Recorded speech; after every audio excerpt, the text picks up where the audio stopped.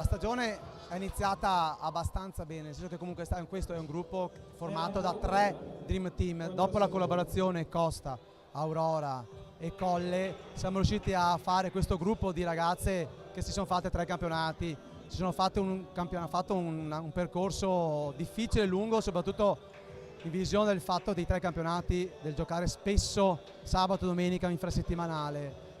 La partita di oggi è solamente l'iceberg, la punta dell'iceberg di un percorso fatto a lungo, iniziato all'inizio dell'anno. Devo ringraziare innanzitutto la società Aurora Volley che hanno creduto in questo progetto insieme al Costa e al Colle. La partita di oggi, devo dire, brave le ragazze, perché all'interno c'erano 2 under 14, 3 under 16, diverse under 18. Abbiamo fatto la nostra parte. La cosa che mi ha lasciato più felice, contento, entusiasta è che, essendo 3 gruppi diversi, hanno fatto gruppo unico e sono riusciti ad ascoltare sia me che Lorenzo in questo percorso. Bravo il Codogné l'avevamo già trovato in finale durante il campionato e ha fatto la sua parte, ci ha messo in grosse difficoltà in battuta e noi abbiamo mollato un po' in ricezione. Come la pallavolo ci insegna, nel terzo set abbiamo mollato leggermente, ma poi le ragazze nostre sono state brave a riprendere il filo della matassa. Cosa ci aspettiamo? Ora andiamo in fase regionale, un successo per l'Aurora Volley che sta ricercando diversi anni.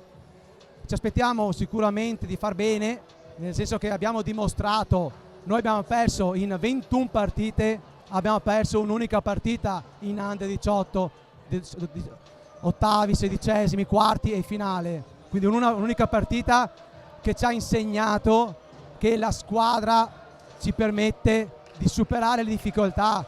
Abbiamo giocato con un opposto alto 1,50, una macchinetta che ha messo la tranquillità e la serenità nella fase dietro, in eccezione in difesa, permettendo a chi doveva fare la sua parte in attacco di mettere giù la palla. Quindi brave alle ragazze che ci hanno creduto, bravo anche al Codogné che è arrivato qui preparato e ci ha permesso in qualche contesto, con qualche errore in più, a portare a casa la partita e il trofeo della provincia.